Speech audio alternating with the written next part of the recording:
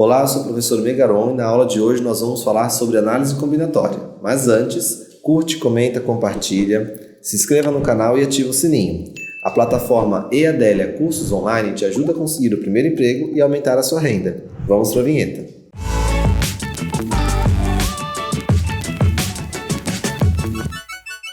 Dentro da aula de hoje, nós vamos falar sobre análise combinatória, que é o foco.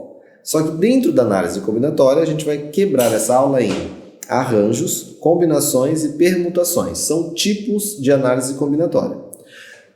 Para a gente iniciar esse assunto, eu vou falar um pouquinho sobre o princípio multiplicativo, que é o que permeia a análise combinatória, é a base da análise combinatória. Esses conceitos são muito utilizados em concurso para você estudar justamente a quantidade de possibilidades de um evento acontecer. Ok? Aqui a gente não vai trabalhar a ideia de porcentagem, né? Quantos por cento isso pode acontecer, mas sim as possibilidades, quantas possibilidades eu tenho. Até mesmo com essa aula você consegue calcular as chances de ganhar na Mega Sena. Aquele cálculo que é feito, você coloca qual a chance de eu ganhar na Mega Sena. É com análise combinatória.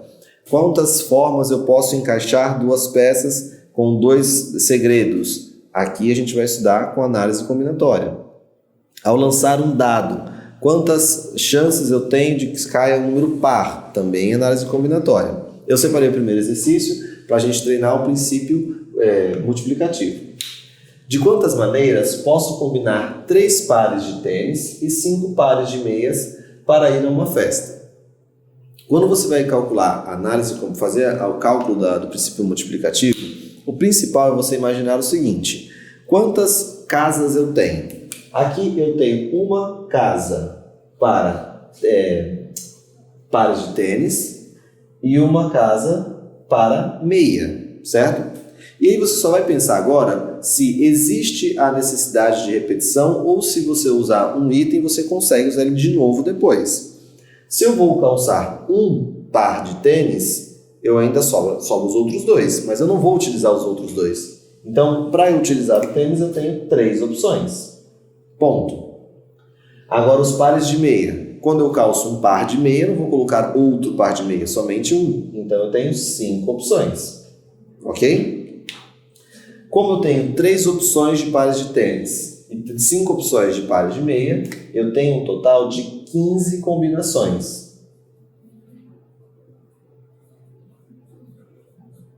15 combinações possíveis.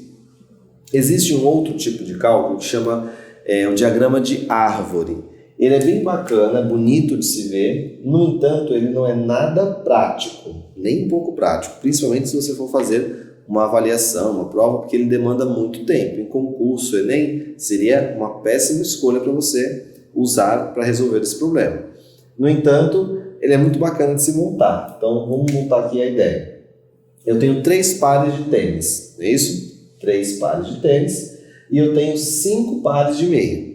Para cada um tênis, eu tenho a possibilidade de usar 5 pares de meia. Então, para cá eu tenho 1, 2, 3, 4, 5. Certo? Para o segundo par de tênis, eu continuo com as mesmas possibilidades de par de meia. 4, 5. E para o terceiro tênis, caso eu use o terceiro tênis, eu ainda vou ter as 5 opções de meia. Então, permaneço com 1, 2, 3, 4, 5. Aqui eu tive 5, 5, 5, um total de 15 combinações. Lembrando, tênis com um par de meia, tênis com outro par de meia, tênis com outro par de meia e assim por diante. Logo, fechando as 15 combinações. Como eu falei, é muito bacana de se montar, e a gente pode até fazer maior, né, e crescendo isso aqui, mas ele não é nada prático, porque demanda muito tempo, ok? E aí não fica muito bacana de você usar isso, principalmente num concurso, que você tem geralmente de 3 a 4 minutos para resolver cada questão. Mas existe essa possibilidade. Vamos para o próximo problema. Um edifício, deixa eu colocar aqui, número 2, esqueci de colocar. Um edifício possui 20 vagas de garagem. 2 moradores chegam ao mesmo tempo. Quantos modos diferentes eles podem estacionar? Mesma ideia. Só que agora, dentro dessa realidade, pensa comigo. eu tenho, no primeiro momento, o primeiro morador vai entrar dentro da garagem e vai estacionar o carro. Quantas vagas tinham disponíveis? 20 vagas. A partir do momento que o segundo morador entra no prédio, isso aqui já muda, a história muda. Por quê? Quando o segundo morador entra dentro do prédio, ele não vai ter mais 20 vagas. Ele vai ter apenas quantas? 19 vagas. Não é isso? Olha lá. Porque uma já está ocupada, então caiu uma vaga. Se o primeiro tinha 20 opções e o segundo tem 19 opções, a gente multiplica esses dois aqui para encontrar o total de combinações possíveis. Pensa aqui comigo, ó. Não precisa multiplicar 20 vezes 19. Pensa no 2 vezes 19. 2 vezes 19 dá 38. E esse zerinho aqui eu acrescento no final, 380. Ou seja, se combinações. Ou seja, se todas as vagas estiverem vazias e esses dois carros chegarem juntos, eles possuem 380 combinações diferentes para estacionar os carros. Beleza? Bom, vou apagar esses dois exemplos, dois exercícios e volto com outros dois para a gente treinar aí o princípio multiplicativo. Nesse próximo exemplo, vamos ler. Uma sala possui 3 portas. De quantas maneiras elas podem estar abertas? Ela pode estar aberta. Então imagine uma sala assim. Vou fazer um desenho aqui rápido para a gente poder entender. Uma sala, que é a primeira porta, segunda porta, terceira porta, e aqui está a nossa sala, certo? Então as possíveis combinações que ele pede, quantas maneiras ela pode estar aberta, né? Então eu posso ter a primeira porta aberta, a segunda fechada, ou fechada, aberta e assim por diante. Só que eu não quero fazer isso na raça, certo? Isso porque também nesse problema ele propõe apenas 3 portas, mas imagine se fossem 5, né? O escritório possui 5 portas, como nesse caso então a gente usa o princípio multiplicativo. Vamos lá. Eu tenho 3 portas, então 3 espaços. Na primeira porta, quais opções eu tenho? Eu tenho a opção da porta estar aberta ou fechada. Então eu tenho 2 possibilidades.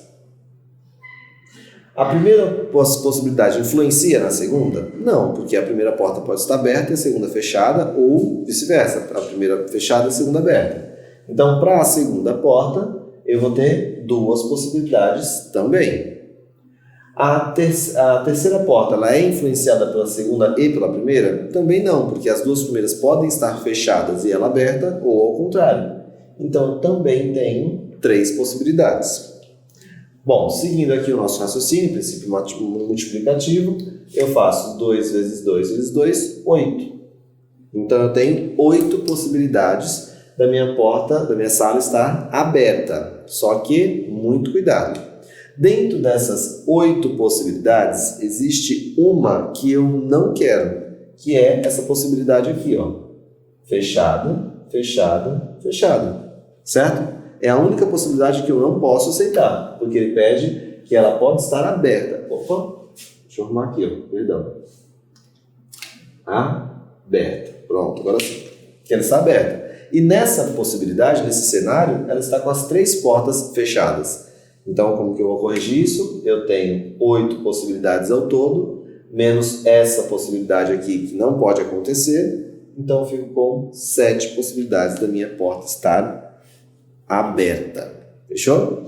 É bem interessante esse problema também, como falei para concurso, ele coloca tipo uma pegadinha, né? E se você não se atentar neste cenário, o princípio multiplicativo te entrega só o número de possibilidades. E aí não é culpa da matemática, e sim da interpretação do problema. Como ele pediu aberta, você tem que entender que existe esse cenário dentro desse problema. E aí excluir o que você não quer. Vamos falar agora sobre permutação. Eu coloquei aqui em cima a fórmula da permutação, no entanto, eu ainda assim acho mais interessante você usar esses tracinhos, essas casas. Por quê? Você já tem que decorar uma infinidade de fórmulas dentro da matemática, né? Ou se apropriar dessa infinidade de fórmulas. Para trabalhar com mais uma fórmula que ela é bem específica, eu acho desnecessário. Então, a ideia dessas casinhas, colocar o número de casas conforme o exercício, ele é muito mais prático. Então, você pensou em análise combinatória? Pensa nisso daqui que vai te ajudar bastante.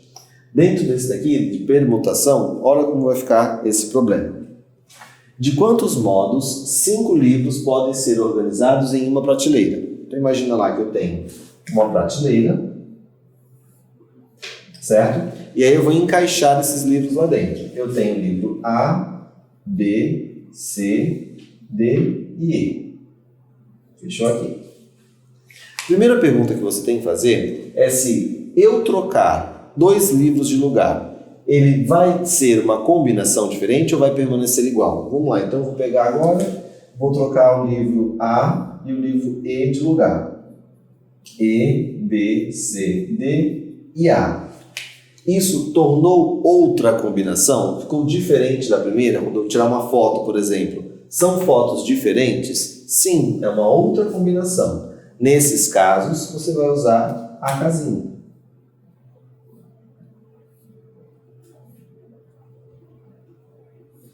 Veja bem. Quantas possibilidades de livros eu tenho para colocar no primeiro local aqui? Primeiro espaço da prateleira. Como eu tenho 5 livros, no primeiro espaço eu tenho 5 opções. Certo? O livro A, B, C, D ou E. Coloquei o primeiro livro aqui. Vou para a segunda casa. Como eu tinha 5 livros e já gastei um no primeiro espaço, eu vou ter quantas possibilidades aqui? Apenas 4. Certo? Então eu tenho 5 livros, já ocupei um no primeiro espaço, um no segundo espaço. Quantos livros me sobram para o terceiro espaço? 3.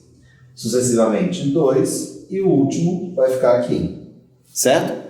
Princípio multiplicativo, vou multiplicar todo mundo aqui para achar o número de possibilidades que eu tenho de combinar esses livros. Aqui, ó, vou colocar aqui em cima para facilitar o cálculo. 5 vezes 4 vai dar 20. 20 vezes 3 dá 60. E 60 vezes 2 vai dar 120.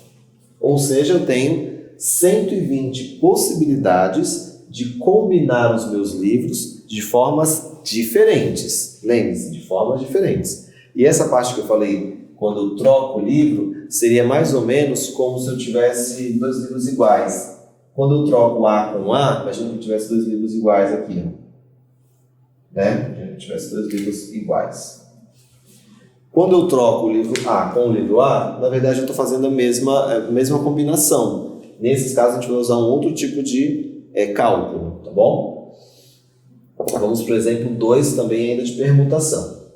Existem 10 cadeiras numeradas de 1 a 10.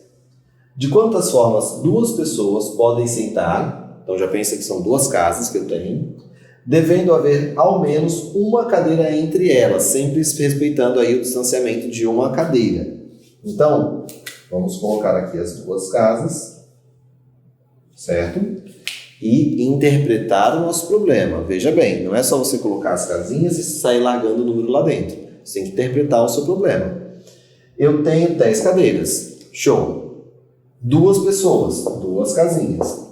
No entanto, eu nunca vou poder utilizar uma cadeira, que ela sempre vai ser queimada no meio das 2. Então, eu não vou utilizar 10 cadeiras. Como eu sempre vou ter que tirar a do meio delas, eu vou usar somente quantas? 9.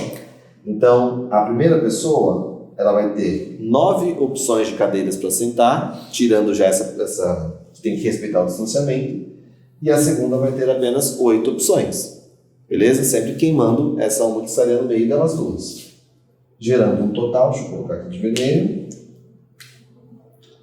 72 possibilidades, ou seja, tendo 10 cadeiras, respeitando o distanciamento de uma cadeira, eu ainda assim teria 72 possibilidades de combinações dessas pessoas sentarem, respeitando sempre pelo menos uma cadeira de distância. Beleza? Eu vou apagar esses 2 e aí eu volto com outros exemplos para a gente estudar aí na análise combinatória. Agora falando sobre arranjos, nós temos de novo uma fórmula aqui, certo? Mas ainda em arranjos eu defendo a ideia daquelas casas, que vai facilitar muito mais a nossa vida. Vamos pensar aqui comigo. De quantos modos 5 livros podem ser organizados em uma prateleira com espaços para 3? Então agora, qual que é a diferença entre a permutação e o arranjo? Na permutação, todos os elementos são utilizados, e no arranjo eu posso encontrar uma forma de descartar 2. Nesse caso, eu só tenho 3 espaços, tá vendo? Na minha prateleira. Só que eu tenho um total de 5 livros. Então vamos pensar naquela mesma ideia do princípio multiplicativo agora. Eu tenho aqui 3 espaços e 5 livros. Quantas possibilidades de livros eu tenho para preencher esse primeiro espaço que aparece? Eu tenho 5 possibilidades. Depois, tinha 5 livros, utilizei um para preencher esse espaço, certo? Quantos livros eu tenho para preencher este segundo espaço da minha prateleira? Como eu tinha 5, já gastei 1, para cá eu só vou ter 4 opções de livros. Seguindo ainda o mesmo raciocínio, tenho 3 espaços, já utilizei 2 livros, um no primeiro e no segundo espaço. Quantos livros eu ainda tenho? Quantas possibilidades de livros eu ainda tenho? 3 possibilidades. Ok? Então agora a gente usa o princípio multiplicativo, né? Multiplica esses valores. Vou fazer aqui devagarzinho com vocês para a gente poder, senão não precisar se perder. 5 vezes 4 vai dar 20, certo? 20 vezes 3, 60. Então, respondendo a pergunta, aqui é só um rascunho, tá? De quantos modos 5 livros podem ser organizados? Como eu só tenho 3 espaços, eu posso organizar eles em 60 possibilidades, 60 modos de organizar esses livros aí de maneiras diferentes. Agora também em arranjos, olha que legal. Eu tenho um total e não utilizo todo esse total. Pensa comigo, hein? Um cadeado possui 3 rodelas numeradas de 0 a 9. Esse cadeado, né, se vem na sua cabeça aquele cadeado tradicional de abre e fecha, é aquele de chave, perdão, é aquele cadeado que você põe o segredo, sabe? Tem 3 espacinhos, você gira, encaixa o segredo nele, e aí você tem o cadeado aberto. Então é esse tipo de cadeado. Quantas combinações com 3 algarismos diferentes existem? Olha como a ideia é a mesma que do exercício anterior. Eu tinha 5 livros, no entanto, eu só ia utilizar 3 espaços, 3 livros. Nesse caso, é a mesma ideia. Eu tenho 10 algarismos, né, de 0 a 9, 10 algarismos, só que eu só preciso utilizar 3. E algarismos diferentes, não pode ser repetido, tá? Então, vamos lá. Mesma ideia. Coloco aqui as casas que eu vou utilizar. Como minha senha tem 3, o cadeado tem 3 rodelas, então tem 3 espaços. Vamos lá. Para o primeiro espaço, quantos números, quantos algarismos eu tenho para colocar na minha senha? Se é o primeiro, eu tenho 10. Não é isso? Não utilizei nenhum ainda, tenho os 10. De 0 a 9, 10. Tinha 10, queimei 1 na primeira senha. Quantos sobram para a segunda senha? 9. Tinha 10, queimei 2 na primeira e na segunda senha. Na terceira, eu vou ter 8. Novamente, atenção. Vê como a ideia do exercício é a mesma. Eu tenho um total de elementos, de possibilidades, só que eu não utilizo até o fim, certo? Nesse caso, a gente usa só um pouco, um pedaço desse sistema, desse problema. Então, ele é encaixado com um arranjo. Vamos multiplicar isso aqui agora? Olha lá. Ó. Eu vou começar aqui de trás. 9 vezes 8 dá 72. A gente fez agora há pouco. E 72 vezes 10, 720 combinações possíveis.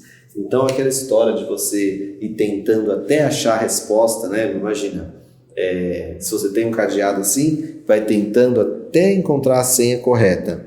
É quase impossível, né? Porque imagina, você tem 720 combinações possíveis e veja bem, isso porque eu não deixei aqui nesse problema, né? Não deixou repetir algarismos. Certo? Porque se eu pudesse repetir algarismos, isso ia triplicar. Se eu pudesse colocar 5, 5, 5, ia aumentar muito mais. Triplicar não, ia aumentar muito mais, perdão. Se eu pudesse colocar 6, 6, 6, também já ia aumentar muito mais. Como não tem repetição, são só 720 e ainda assim é muito. Vamos para o próximo tipo de combinação, de análise combinatória, são as combinações. Esse caso, eu aconselho realmente você utilizar a fórmula. Daí eu vou falar para vocês um pouquinho sobre o que é esse símbolo que aparece aqui, ó. Esse ponto de exclamação que aparece ali. O que significa esse ponto de exclamação? Esse ponto de exclamação dentro da matemática, vou colocar aqui um exemplo. Ó. 5 fatorial, ele é chamado de fatorial, e ele é resolvido dessa forma. O 5 fatorial faz com que a gente multiplique o número vezes o seu antecessor até chegar no 1. Isso vale para qualquer número, tá bom? Qualquer número fatorial você vai fazer isso. Então, 5 fatorial é 5 vezes 4 vezes 3 vezes 2 vezes 1. Ah, professor, mas se eu pedir o 7 fatorial, vai ser a mesma coisa. 7 vezes 6 vezes 5 vezes 4 vezes 2, opa, pulei o 3. Vezes 3 vezes 2 vezes 1, certo? E assim, qualquer valor que você escolher. Fatorial, você multiplica até 1. Evidente que, quando a gente vai fazer isso na prática mesmo, a gente não precisa multiplicar o 1, né? Porque o 1 é o mesmo, vai dar o mesmo valor que você já encontrou antes. Então aqui é só uma curiosidade. Toda vez então que aparecer o fatorial, você tem que multiplicar o número até o 1 vezes seus antecessores até o 1. Na prática vamos colocar na fórmula. Ó. Então utilizando a fórmula, a gente vai ter aqui, ó. Peraí. Ó. Combinações de 5 tomadas de 3 a 3, certo? Então, eu tenho 5 pessoas e quero formar trios. Então, são combinações de 5 tomadas de 3 a 3. Substituindo na fórmula, vai ficar 5 fatorial sobre 3 fatorial, 5 menos 3 também fatorial. Vamos para algumas curiosidades. Olha que bacana que eu posso usar dentro do fatorial. Eu falei que quando você vai quebrar esse cara, você tem que fazer ele vezes o antecessor até chegar no 1, não é isso? Mas, olha o que eu vou fazer neste caso. Eu vou parar ele bem aqui. 5 vezes 4 vezes 3, ao invés de fazer vezes 2 vezes 1, eu paro no 3 fatorial, que seria a continuação dele. Ah, professor, mas por que você parou ali? Olha o que vai acontecer aqui embaixo. 3 fatorial vezes 2 fatorial, não é isso? Ó, 5 menos 3 dá 2 ali. Por que eu parei aqui em cima no 3? Para poder cancelar. Como tudo isso são multiplicações, eu posso cancelar esse 3 fatorial com esse 3 fatorial. E olha que molezinha, nem precisei resolver tudo. Agora, é só eu fazer a continha aqui em cima. 5 vezes 4 vai dar 20. E 2 fatorial é o próprio 2. Ok? Fechando 20 dividido por 2, 10. Vamos responder então a questão. Quantos trios posso obter dispondo de 5 pessoas? Eu posso obter até 10 trios. E atenção nesse daqui, que é uma diferença dos anteriores, né? Por que nesse eu tenho que usar a fórmula? Vamos supor que entre essas 10 pessoas eu tenho a Ana, a Bianca e a Cláudia. Ana, Bianca e Cláudia. Ok? Isso daqui é um trio, um trio das 5 pessoas. Certo? Se eu fizer isso aqui, ó, Cláudia, Bianca e Ana, eu tenho um trio diferente? Não, eu tenho as mesmas pessoas, as mesmas combinações, as mesmas características aqui, porque não tem um grau, nenhuma tem uma posição maior que a outra. Então, aqui, exatamente nesse ponto, quando não faz diferença a ordem, eu posso muito bem fazer eu tenho que usar a fórmula, não posso usar nem arranjo e nem permutação, tá bom?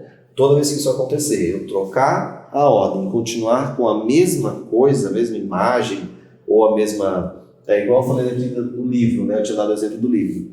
Eu tenho que usar a combinação, aí não tem escapatória, beleza? Então isso aqui é muito importante você saber. Um é igual ao outro, né? O trio ABC é igual ao trio CBA. São as mesmas pessoas. Vamos para o próximo exemplo. Qual o total de duplas que posso formar a partir de um grupo de 10 alunos? Então agora eu tenho combinações de 10 pessoas tomadas de 2 a 2. Vamos fazer esse fatorial. Como é que ficaria? Ó? 10 fatorial, tá aqui em cima, 10 fatorial sobre 2 fatorial, 10 menos 2, fatorial. Professor, então eu vou ter que quebrar o 10 até o 2 fatorial para poder cancelar? Dica, hein? Deixa o 10 aqui por enquanto, só para vocês enxergarem o que eu vou fazer aqui embaixo. 2 fatorial, 8 fatorial. Confere? Ó, 10 menos 2, 8. E o fatorial aqui fora. Eu vou abrir o 10 fatorial até chegar no 2 para cancelar com esse 2, ou você acha mais vantajoso abrir esse 10 fatorial até o 8? Até o 8. Bem mais prático. Olha que legal. 10 vezes 9, paro no 8. 8 fatorial. Aqui eu tenho 2 fatorial e 8 fatorial.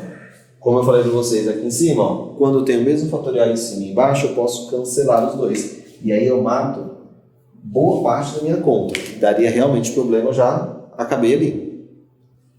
Sobrando aqui 10 vezes 9, 90, dividido por 2, que dá 45. Fechou? Bom, esse tipo de combinação esse tipo de análise é dado como combinação. E qual a característica dela? Quando você troca os elementos e consegue o mesmo conjunto, a mesma informação. Não há perda de informação nem informação diferente, tá bom? Quando é igual, você tem que usar a combinação e aí não tem escapatória. Por isso que eu falei, dentre das 3 fórmulas, permutação, arranjo e combinação, a mais importante é essa de você realmente decorar, porque não dá para usar o conceito das casinhas, certo? Eu vou apagar a louça e volto com mais um exemplo para a gente treinar, tudo bem? Nesse último problema, nós temos quantas equipes de gestão com 2 diretores, 2 vices e 1 coordenador posso formar com o quadro de funcionários abaixo. Aqui, pronto. Então, eu tenho um total de 5 diretores, 4 vices e 3 coordenadores. Olha que interessante. Nesse exercício, é lógico que a gente vai fazer uma combinação, né? E porque diretor e diretor não faz diferença. Seria primeiro ou o segundo, né? Dos 2 cargos possíveis.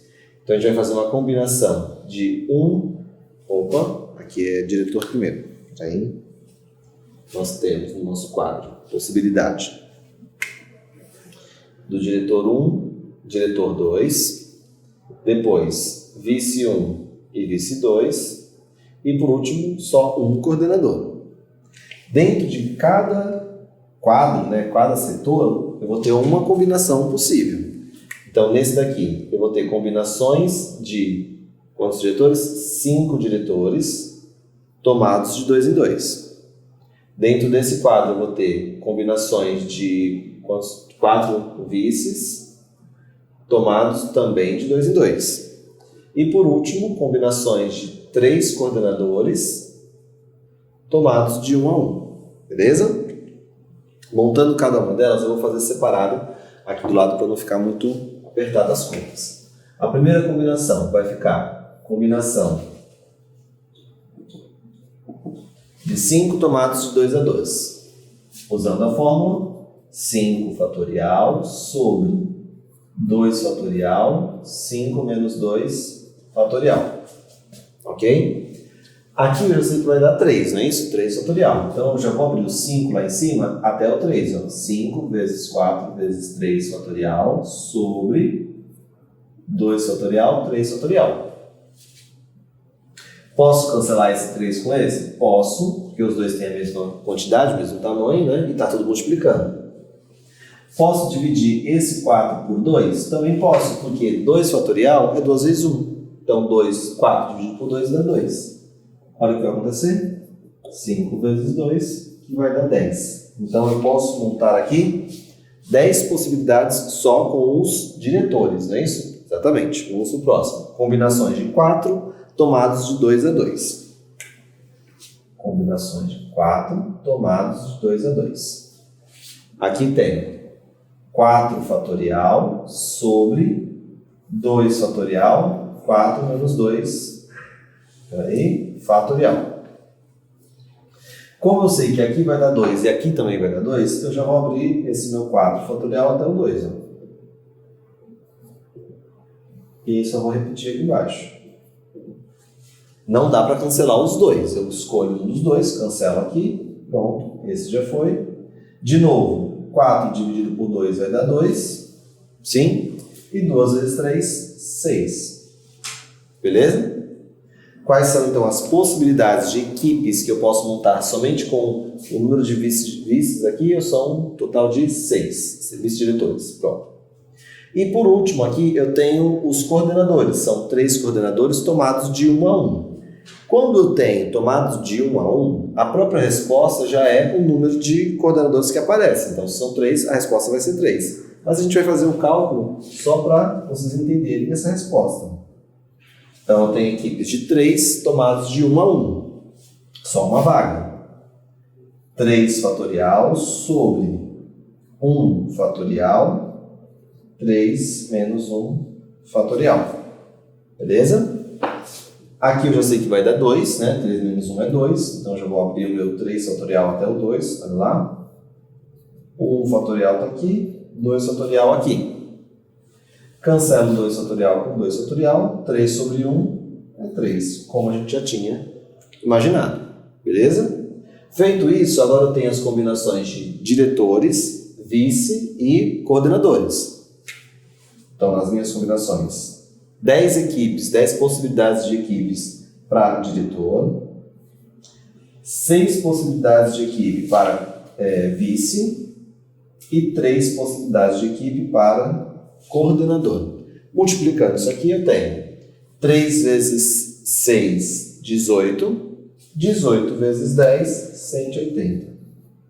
Ou seja, eu tenho um total de 180 combinações possíveis para montar essas equipes de gestão. Ok? Bom, a gente termina a aula por aqui de análise combinatória. Já que você assistiu a aula até o finalzinho agora, não se esqueça, curte, comenta, compartilha, se inscreva no canal e ativa o sininho. A plataforma EADERIA Cursos Online ajuda você a conquistar o primeiro emprego e aumentar a sua renda. Tchau, tchau, gente.